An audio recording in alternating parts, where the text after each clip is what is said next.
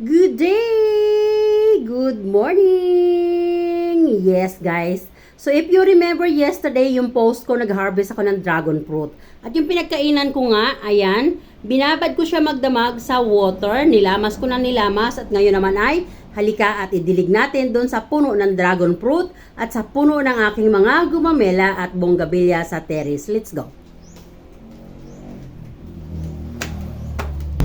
So ayan guys, tayo ay lalabas doon sa terrace. Kanina, medyo mainit, sumikat ang araw. Pero ngayon ay kumulimlim na naman. So, ididilig ko ito bago pa magkaroon ng amamang-us. Alam nyo ba yung amamang-us? Yun yung maliliit na lumilipad-lipad. Tapos, dumadapo yun sa mga food natin na nakaserve sa table. And nagkukaw siya ng oh my goodness, bacteria. Isang pitsil pero ang bigat. Guys, mahina na yung mga daliri ko. Dati very powerful yung mga daliri ko. Physiotherapist ako, no? Sabi ng mga client ko dati, panagki-treatment ako, Rowena, I thought you're very tired already, but why your hands is very strong? Your fingers, it's like metal. Kasi sabi ko sa kanila, I'm so tired today. I have no rest. From morning to 5 o'clock already and I have no rest. I don't even have taken my lunch. Then sabi ng customer ko, oh, I thought you're very tired but your hands is still very powerful. Pero ngayon guys, yung mga hands ko pagod na siya. So ayan guys. So ayun yung aking dragon fruit. Oh. Dami no. Ayan. So, aking gumamela. Ayan o. So, bigyan natin sila. So, ganito guys ang ginagawa ko. Pampatabayan sa kanila. I-divide ko yan sa kanilang lahat. So, ayan, may bago akong tanim na gumamela. Pink yan.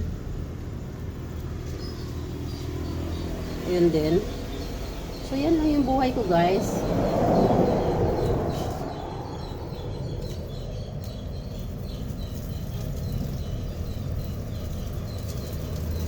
And yung puno ng dragon fruit ko isa yun.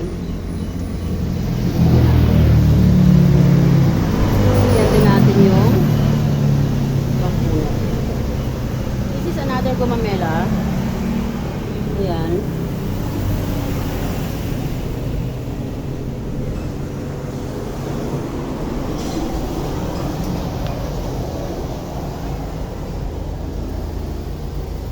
So ayan, ganyan lang yung buhay ko daily. Actually maglalaba ako guys. Ang dami kong labahan kasi ilang araw din yung bagyo, no?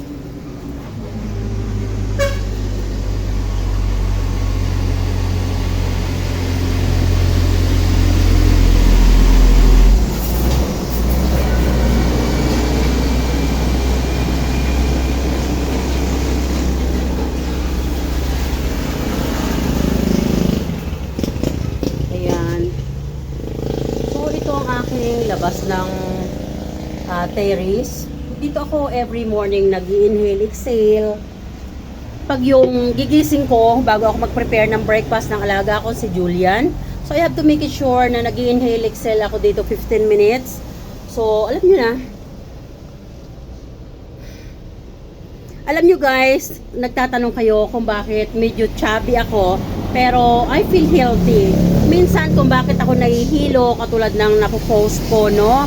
So, yung iba nagtatanong bakit pati yung pagkahilo ay pinopost. Hindi ko po yun pinopost para ipaalam sa lahat. But ipinopost ko yun for awareness. So, bakit ako nahihilo? Kasi yung pong pagkahilo ko is pinopost ko yung sarili ko sa mga bagay, sa mga gawain na hindi na abot ng lakas ko. So ako kasi yung tipo ng tao na hindi ako titigil sa trabaho hanggang hindi tapos yung trabaho ko, which is wrong. Kasi mayroon pa naman bukas. Pero ako yun, no? So pinopost ko yun para sabihin ko sa lahat na wag nyo akong gayahin. So dapat pag yung tayo ay may gagawin, let's put the limit, no, to ourselves. So let's say hindi natin natapos today, then pagod na tayo, let's not force ourselves, no, leave it for tomorrow, ganon dapat. Pero ako guys, since like what I said, no, pag ako ay may sinimulang trabaho, kailangan matapos ko yon, talagang kinakareer ko yon, so kaya inaabot ako ng hilo. So ang tawag doon ay over fatigue, exhausted body circulations inside and out. Yes, ganun yon. So yung iba, may nag-post, may nag-comment sa grupo na sabi pati ba naman yung hilo, ipinopost pa. So, ayun, wag po kayong mag-alala. Kung hindi po para sa inyo yung post ko, scroll down nyo na lang. Wag nyo na lang pakinggan, wag nyo na lang intindihin. Kasi marami namang pwede sa pangunawa nyo, no? But anyway, nasa sa inyo din po yun kung ano yung ikino-comment nyo. But any type of comment, I will highly appreciated. Kung napapansin nyo po yung mga comment nyo, kahit nakakasakit sa damdamin ko, hindi ko po yan hinahide, no? Hindi ko po yan hinahide at hindi ko po kayo binablock. Hindi ko po kayo nire-restrict, no? Kasi kayo po ay considering supporter ko. So, wag lang pong masyado naman na nalalampaso na yung pagkatao ko sa inyong comment. So, kunting respeto lang din po. Kasi, pag ako po ay nag-comment, laging kahit nga, sabi nga nila, hindi ko na alam kung ano i-comment ko sa'yo. Lagi kang may post, ganon. So, lagi po nating isipin na tayo po ay worker ni Mita. At required po tayo na mag-post every 2 hours, no? Yung iba nga po every hour or every 30 minutes. Ako nagpo-post po ako every 2 hours. Not unless na super busy talaga ako. So 3 times a day lang ako makakapag-post, minsan once lang. So depende po 'yon sa time ko. So kung hindi naman po para sa inyo yung post ko, huwag niyo na lang panoorin, no?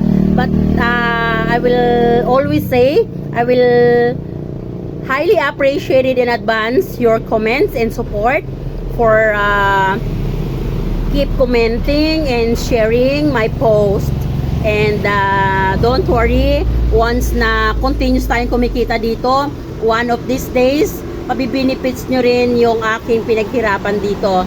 Like what happened nung first time kong sumahod, yun po ay walang napunta sa akin. So, syempre, inuna ko yung aking brothers kasi may mga anak siyang maliliit. But the rest, ipinamigay ko rin sa mga in-needs, no? Malapit lang naman din dito sa amin. Pero, ang sinasabi ko doon, ako po yung naghirap pero wala naman akong nakuha.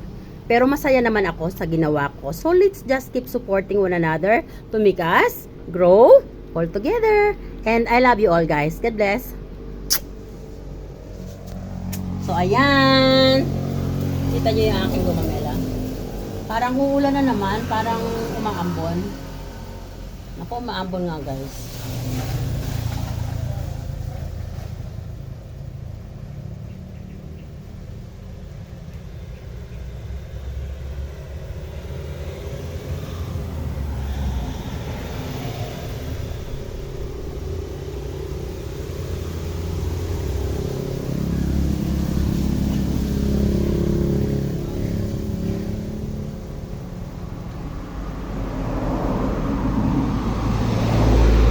So ito guys yung bahay na napatayo ko no ako ay nag-abroad pa.